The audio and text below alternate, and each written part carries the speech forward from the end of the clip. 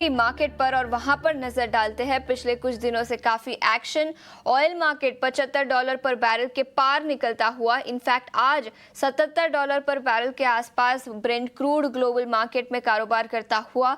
सोने और चांदी में सेफ हेवन बाइंग फिर से एक बार नजर आई। जब भी जियोपॉलिटिकल टेंशंस होते हैं, सेफ हेवन बाइंग बढ़ती है। सोने और चांदी में क्रूड कल के सत्र में 4.5% की तेजी के साथ MCX पर बंद होता हुआ नजर आया था। और सोने और चांदी की बात करें तो पिछले कुछ दिनों से वहां पर भी एक्शन दिखा है। इनफैक्ट MCX पर चांदी 1,09,000 रुपए प्रति किलो के पार निकलती हुई नजर आई। तो चांदी में भी पिछले कुछ दिनों से काफी एक्शन दिखा है। लेकिन ट्रेडिंग के लिहाज से आपको क्या करना चाहिए, ट्रेडिंग और कमोडिटी मार्केट पर रणनीति बता लिए अब हमारे साथ केडिया कमोडिटीज के अजय केडिया जुड़ चुके हैं। अजय सर, गुड मॉर्निंग और शुक्रिया समय निकालकर जुड़ने के लिए। सबसे पहले सोने और चांदी की बात करते हैं। इनफैक्ट चांदी पर इन पर्टिकुलर 1,09,000 रुपए प्रति किलो के पार कारोबार करता हुआ चांदी, अब आपकी क्या राय होगी ट्रेडिंग के लिहाज से, और क्या यह अपमूव जो पिछले कुछ दिनों से दिखा है वो कंटिन्यू होता हुआ नजर आएगा? Very good morning S G. देखिए, जिस ढंग से हम देख रहे हैं जियो पॉलिटिकल टेंशन बना हुआ है, वो सोने और चांदी दोनों को सपोर्ट कर रहा है। बट कहीं ना कहीं बीच बीच में अपडेट ये भी आ रही है कि सीज फायर हो जाएगा, तो उसके डर से हम देख रहे हैं गोल्ड एक ठहराव ले चुका है, $3400 के बिल्कुल नीचे ट्रेड कर रहा है। लेकिन चांदी की अगर बात करें तो कहीं ना कहीं यूएस चाइना के बीच का ट्रेड डील और आगे जाके इकोनॉमी में जैसे जैसे रिकवरी आएगी, कंजम्पशन बढ़ेंगे, इसको देखते हुए लॉन्ग टर्म व्यू भी अच्छा दिखता है। शॉर्ट टर्म में कल हमने जरूर एक नया हाई लगते हुए देखा चांदी में, बट आज बाय ऑन ड्रॉप की रणनीति बनाई है, लेकिन स्टॉप लॉस जरूर लगाइए बिकॉज बहुत ही एलिवेटेड लेवल पे है।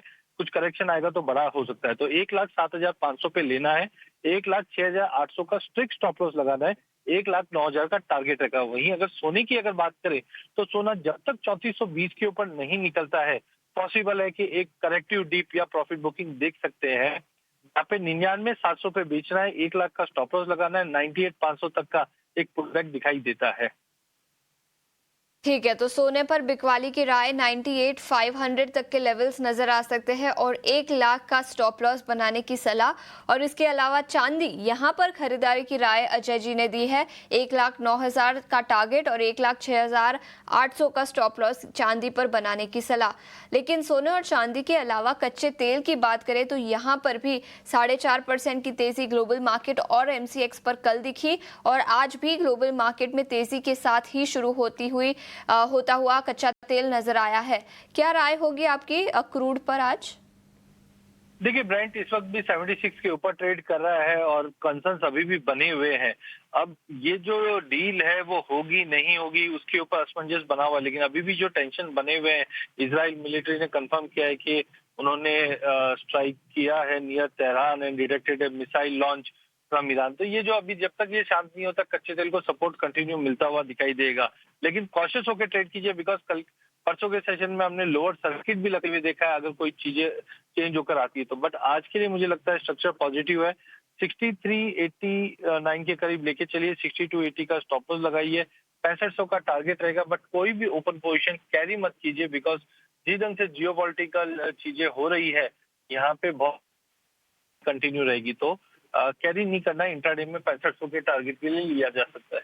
ठीक है, तो अपने पोजीशंस कैरी ना करें, लेकिन इंट्राडे का टारगेट 6,500 होगा ब्रेंट क्रूड पर और 6,280 का स्टॉप लॉस यहां पर बनाने की सलाह। लेकिन कच्चे तेल के अलावा नेचुरल गैस की बात करें तो यहां पर आपकी किस तरह की रणनीति होगी? नेचुरल गैस में भी MCX पर कल करीब 2.5 से 3% की तेजी दिखी थी। देखिए, नेचुरल गैस में वैसे देखा जाए तो सीजनलिटी से कोई चेंजेस आ नहीं रहा है, बट रशिया यूक्रेन की टेंशन की वजह से भाव को सपोर्ट भी मिलता हुआ दिखाई दे रहा है। बीच में हमने देखा था कि ये 320 के ऊपर बिल्कुल सस्टेन नहीं कर पा रहा था, बट कल जिस ढंग से हमने 320 का लेवल ब्रीच किया, कहीं ना कहीं एक लगता है टेक्निकल एक पुल बैक रहे हाई पे। इसके लिए 325 पे लेके चलेंगे, 321 का स्टॉप लॉस लगाएंगे, 332 का टारगेट रखेंगे। ठीक है, तो नेचुरल गैस 332 के स्टॉप लॉस के साथ 321 के स्टॉप लॉस के साथ 332 तक के लेवल्स नजर आ सकते हैं। खरीदारी की राय नेचुरल गैस पर। लेकिन अजय जी, इसके अलावा इंडस्ट्रियल मेटल्स पर आपकी क्या राय होगी आज? देखिए, पोजिशनली तो मुझे लगता है अच्छे ही है। इंडस्ट्रियल मेटल यहाँ से कंटिन्यू तेजी ही रहनी चाहिए, लेकिन टाइमिंग मुझे लगता है जैसे कॉपर है 888 का जो पिछला हाई है वो नहीं तोड़ पा रहा है, तो आज बिल्कुल इंटरडे के लिहाज से कॉपर को बिकवाली में रखना चाहिए। 883 पे 889 का स्टॉप लॉस रखिए। टेम्पररी पुल बैक है जो 874 तक का लेवल दिखा सकता है। वहीं जिंक के अंदर भी हमने कंसोलिडेशन देखा है जो 250 से लेकर 255 के दायरे में ही ट्रेड करता हुआ दिया है।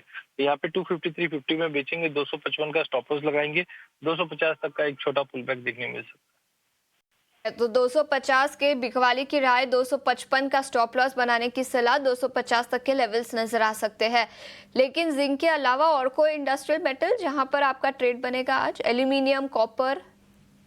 देखिए कॉपर में तो ऑलरेडी मैंने बताया कि 888 के ऊपर जब तक नहीं जाता है नई तेजी के लिए थोड़ा समय लगाएगा। लॉन्ग टर्म के लिए डेफिनेटली ये 950 का भी लेवल दिखा दे। लेकिन एल्यूमिनियम पे हमने देखा कि बीच में जो कंसर्न्स बने थे सप्लाई को लेकर वो काफी हद तक ठीक ठाक है। कल के सेशन में 245 तक का भी लेवल हमने आते हुए देखा। तो यहाँ पे आप एल्यूमिनियम में बाय ऑन ड्रॉप कर सकते हैं जहाँ पे 243 पे लेना है, 240 का स्टॉप लॉस लगाना है, 247 तक का टारगेट रहेगा। क्योंकि एलएमई पे इस वक्त भी अगर आप देखेंगे तो 2550 के ऊपर अच्छे से एल्यूमिनियम ट्रेड करता हुआ दिखाई दे रहा है। ठीक है, तो ये नजरिया बेस मेटल्स पर। अजय जी बहुत बहुत शुक्रिया समय निकालकर आज हमारे साथ जुड़ने के लिए और कमोडिटी मार्केट पर रणनीति बताने के लिए। तो सोने पर उन्होंने बिकवाली की राय दी है, 98,500 तक के लेवल्स नजर आ सकते हैं। इसके अलावा चांदी पर खरीदारी की राय, याद रखें कल के सत्र में भारी तेजी चांदी पर दिखी थी। ऑल टाइम हाई लेवल्स पर एमसीएक्स पर कारोबार करता हुआ 1,09,000 तक का लक्ष्य यहां पर नजर आ सकता है। तो चांदी पर खरीदारी की राय, क्रूड और नेचुरल गैस पर खरीदारी की राय, लेकिन कॉपर और जिंक इन दोनों इंडस्ट्रियल मेटल्स पर बिकवाली की राय अजय जी ने दी है। तो ये कमोडिटी मार्केट की रणनीति हम आपके लिए लेकर आए।